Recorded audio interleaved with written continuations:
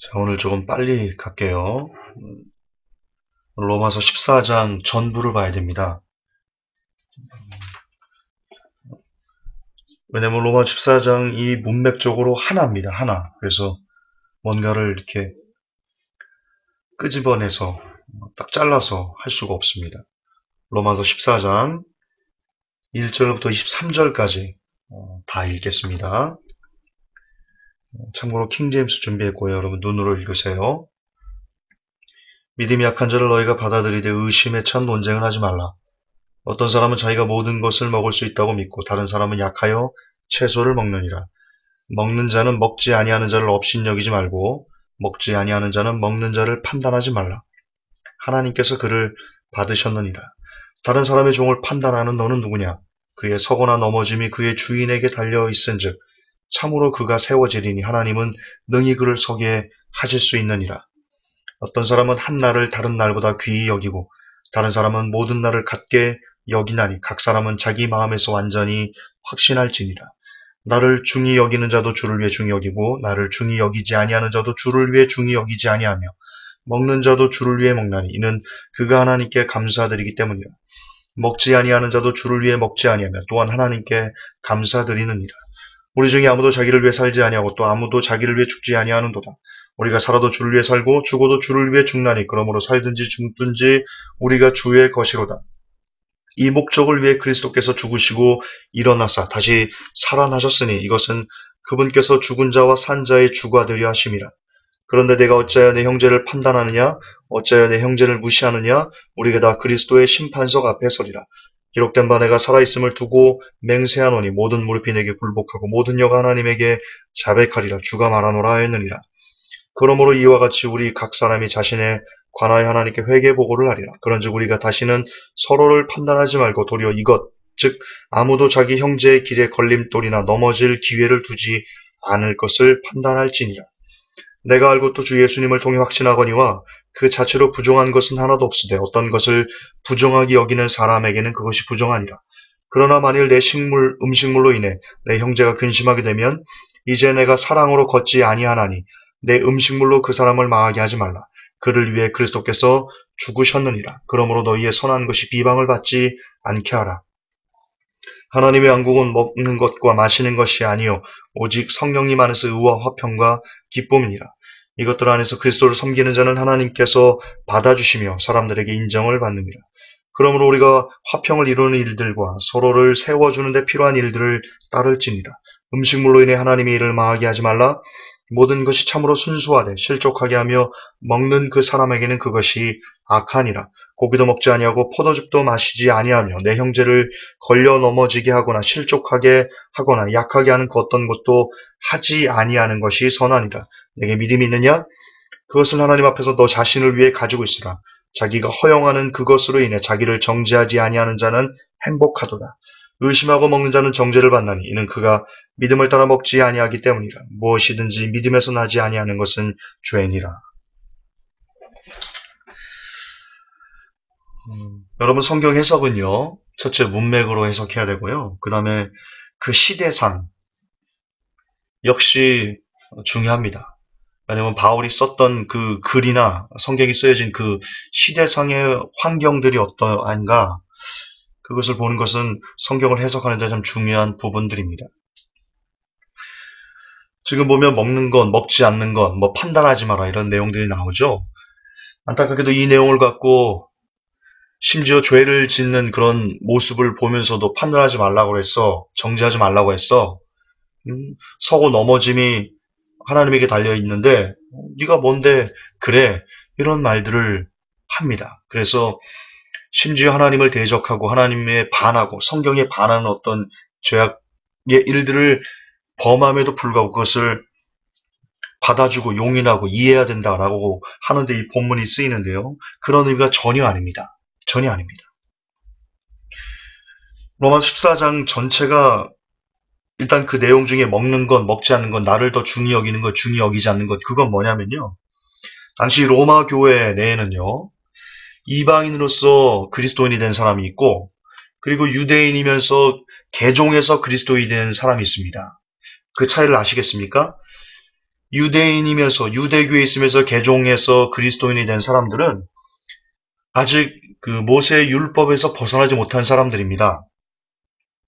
그것이 완전히 그 몸의 습관에서 다 내어버리지 못한 그런 사람들입니다. 그러다 보니까 여전히 먹는 것, 먹지 말아야 될 것, 그리고 절기를 지키고 말고, 여기서 보면 어떤 날을 더 중히 여기고 덜 중히 여긴다 이런 내용 나오죠. 그리고 다른 부류는 그날을 중히 여기지 않고 모두 다 같은 날로 여긴다. 예, 유대인들은 그 당시 거듭반복하지만 모세 율법의 그 잔재가 남아서 절기를 그냥 똑같은 날인데도 그 절기는 특별히 더 중하게 여기고, 그리고 똑같은 음식임에도 불구하고 그것을 더 가려서 먹으려고 하고, 이런 습관들이 남아 있었습니다. 근데 하나님께서는 절기나 먹는 것 등에서 여전히 자유를 얻지 못한 그 유대인이면서 그리스도인을 개종한 그 사람들에 대해서 그들은 믿음이 약한 자이기 때문에 나무라지 말아라 이렇게 얘기를 하고 있습니다. 왜 나무라지 말아라고 하는지는 뒤에 제가 말씀을 드리겠습니다. 마찬가지로 이방인 그리스도인들은요, 처음부터 율법을 몰랐습니다.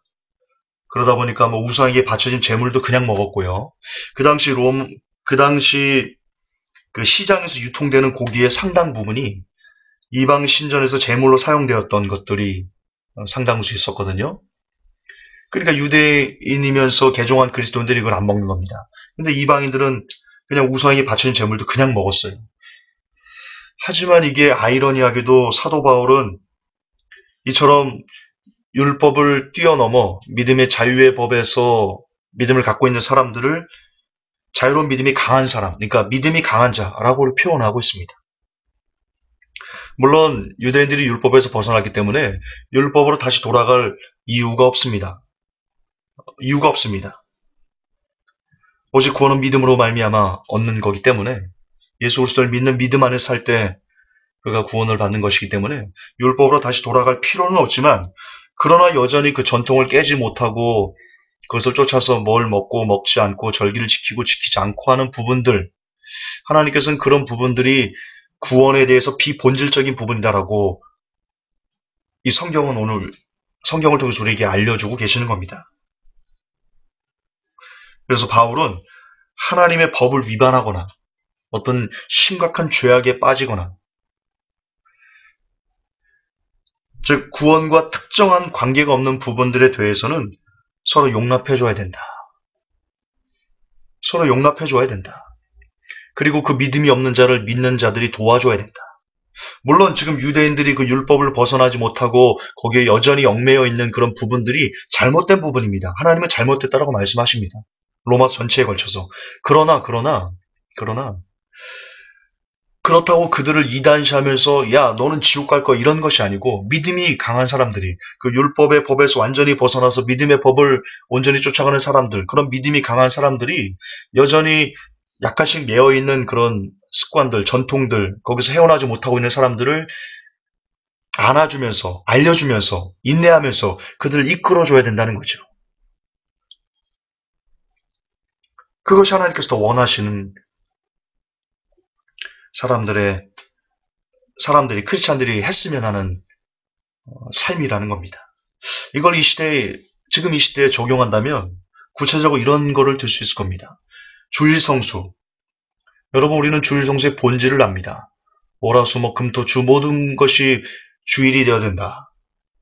근데 일부 사람들은 월화부터 토요일까지 주일의 개념을, 그 본질을 몰라서 주일만 무조건 성수하면 끝이다라고 생각하는 사람들이 있습니다. 옳지 않은 거죠. 옳지 않은 겁니다. 그러나 그럴지라도 주일 성수의 본질을 아는 사람들이 주일 성수의 본질을 몰라서 그 주일 성수의 목을 매려고 하는 사람들을 이끌어줘야 된다. 그들을 이단시하거나 그들을 비난하거나 아유 아무것도 모르는 곧다운 믿음밖에 없어 이렇게 강압적으로 밀어붙이거나, 그래서 우리 주일 성수의 본질을 아는 사람들 우리들만 우쭐하면서 야 니들은 그딴 것도 모르냐 이런 식으로 비난하거나 정죄해서는 안 된다는 겁니다. 지금 로마서 14장을 근거로 그렇게 이 시대도 우리에게 알려주고 있는 겁니다. 그렇게 잘 모르는 사람들, 그들에게 조금은 더 겸손한 마음으로 형제를 대하듯 형제에게 말하든 귀한 사랑하는 사람에게 말하든 주일 성수의 본질은 이것입니다. 우리가 이렇게 가는 것이 옳겠습니다. 라고 알려주면서 그들을 기다려주면서 용납해주면서 그렇게 화합의 길로 나아가야하는 겁니다. 크리스마스를 지키는 것도 마찬가지입니다. 크리스마스는 분명 로마 카톨릭의 잔재입니다. 그러나 중요한 것은 크리스마스를 지킨다고, 그런 절기를 지킨다고 지옥 가는 거 아닙니다. 그렇지 않습니까? 마찬가지로 크리스마스를 지키지 않는다고 천국 갑니까? 그렇지 않습니다. 크리스마스를 지키는 행위 여부에 따라서 천국과 지옥이 결정되는 것은 아닙니다. 크리스마스를 지키는 행위에 따라서 구원이 결정되는 것은 아닙니다. 크리스마스를 지키거나 지키지 않는 것은 구원과는 또 다른 비본질적인 문제입니다. 그런 부분들에 대해서 오랫동안 로마 가톨릭의 잔재에 우리가 수백 년 동안 길들여왔지 않습니까? 그런 부분들에 대해서 구원과 비본질적이라면 크리스마스의 진실을 아는 사람들이 크리스마스의 진실을 모르는 사람들을 받아주면서 용납하면서 그것은 아닙니다. 이것은 로마 가톨릭의 잔재고 12월 25일은 예수님께서 태어난 날이 아닙니다. 그럼 우리가 그것은 지키지 않는 것이 더 옳지 않을까라고 조금 더 겸손하게 조금 더 그들을 이해하면서 알려줘야 될 책임만 우리에게 있는 것이지 그들이 크리스마스를 지킨다고 아우 이 저주받을 놈들 그래버리면 안 된다는 거죠. 그것은 우리가 그 형제들을 판단하는 것이라고 하나님께서 얘기하고 있는 겁니다. 사도신경을 하는 것도 마찬가지입니다. 사도신경을 한다고 지옥 가는 거 아니고 사도신경을 안 한다고 천국 가는 거 아닙니다. 사도신경의 유무가 우리의 천국과 지옥을 결정하는 것이 아닙니다. 물론 사도신경 하지 않는 것이 좋습니다. 로마 가톨릭이 잔재니까요. 그러나 사도신경을 하는 사람들을 우리가 이단시하고 배척하고 잊혀 죽일 놈들, 복음도 모르는 놈들 이런 식으로 정죄해서는 아니 된다. 로마서 14장은 우리에게 이야기해주고 있습니다. 그럼에도 불구하고 사도신경이 옳지 않다는 것을 이야기해주는 것은 우리의 의무입니다. 우리의 책임입니다. 그 사이를 아시겠습니까? 그 차이점을? 레보케 성도님들은 똑똑하시기 때문에 제가 뭘 여러분들에게 말씀드리려고 하는지를 아실 거라는 겁니다.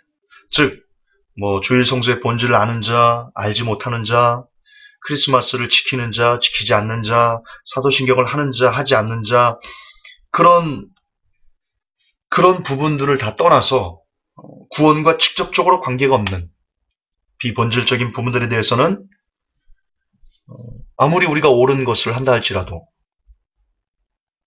로마 14장에서 유대인으로서 기독교인으로 개종한 사람들이 여전히 율법의 멍에 매어서 헤어나오지 못하는 부분들, 그러나 그들은 예수 그리스도를 믿음으로 구원받는다는 진리를 또한 받아들였기 때문에 하지만 여전히 그 믿음이 적어서 온전한 믿음이 아니어서 그 율법의 굴레에서 아직도 벗어나지 못하는 사람들, 그들을 지금 하나님께서는 사도 바울을 통해서 그들 정죄하지 말아라 이렇게 말씀하고 계십니다. 기다려주어야 된다. 그렇게 말씀하고 계십니다. 믿음이 강한 자들이 그것을 이해해주고 용납해주고 기다려주고 참아주고 보듬어줘야 된다. 그렇게 이야기하고 있습니다. 따라서 이 마지막 때 이제 주님이 다 오셨어. 그리고 기타 여러 가지 마지막 때의 소식들을 먼저 하는 우리들이 그것을 모르는 사람들, 베리집도 모르고 한복원 영원한 구원도 모르고 그냥 아무것도 모르는 사람들, 그들을 우리가 조금은 더 먼저 안 믿음이 강한 사람들이기 때문에 그런 믿음이 연약한 사람들을 우리가 이 시대에 조금은 더 이해해주고 안아주고 보듬어주고 기다려주고 그들이 깨달아 알 때까지, 온전한 믿음을 가질 때까지, 그들의 믿음이 장성할 때까지 우리가 뒤에서 서포터해주는 그런 역할을 해야 되지. 베리십도 몰라? 저주받을 것. 한복무원 영원한 구원도 몰라? 이 저주받을 것. 이런 식으로 비난과 정죄의 잣대를 들이대서는 안 된다는 것입니다.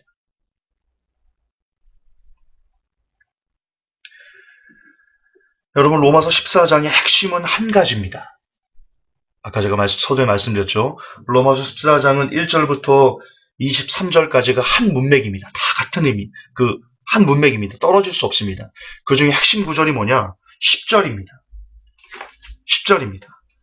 로마서 14장이 우리에게 가르쳐주는 가장 너무나도 제 개인적으로 아주 놀라운 가르침은요, 10절입니다. 그런데 내가 어째여 내 형제를 판단하느냐? 어째여 내 형제를 무시하느냐? 우리가 다 그리스도의 심판석 앞에 서리라.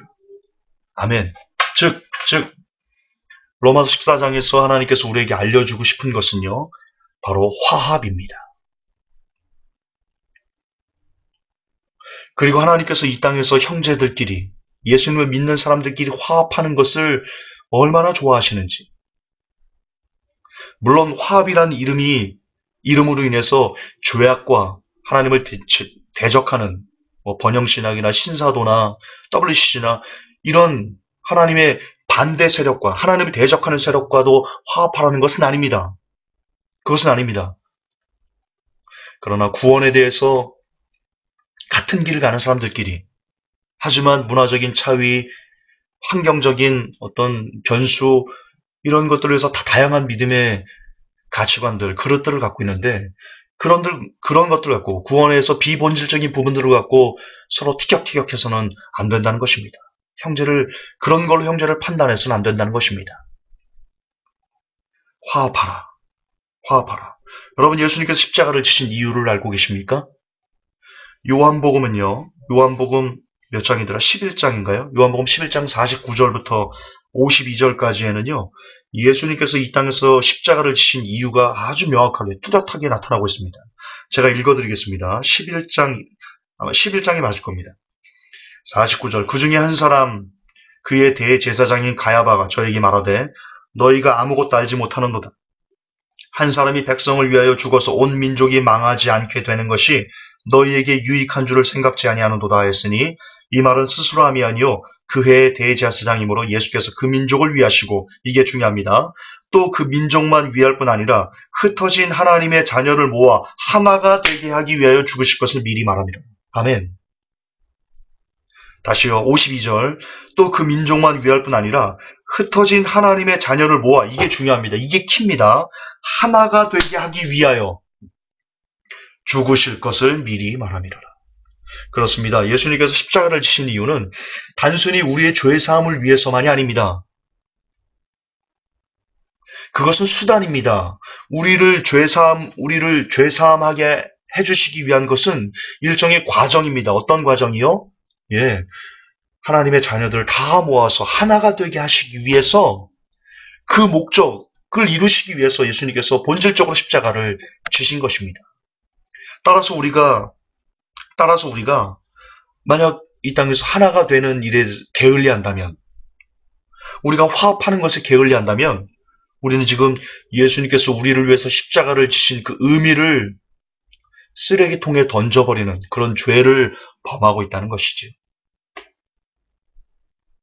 성경이 말하는 최고의 계명은 무엇입니까? 예수님께서 요한복음에서 내가 너에게 이제 새 계명을 주겠다 하셨습니다. 그 새 계명은 하나님 사랑, 그리고 두 번째 이웃 사랑입니다. 여러분, 이웃 사랑의 실천이 무엇일까요? 이웃 사랑의 실천이 무엇일까요? 늘 말하지만 이웃 사랑은 형이상학적인 겁니다. 사랑은 참 형이상학적인 겁니다. 규명하기가 어렵고요. 그 실체를 밝히 드러내는 것이 참 어렵습니다. 그런데 그 사랑, 특히 그 사랑 앞에 붙어있는 이웃사랑, 그 이웃사랑, 이 형이상학적인 것이 구체적으로 드러나는 그 실체가 바로 화합입니다. 아무리 여러분 이웃사랑을 말한다 할지라도 여러분이 옆에 있는 성도와 불화한다면 여러분은 절대로 이웃사랑을 하는 것이 아닙니다. 가정에서도 마찬가지고요. 직장에서도 마찬가지고요.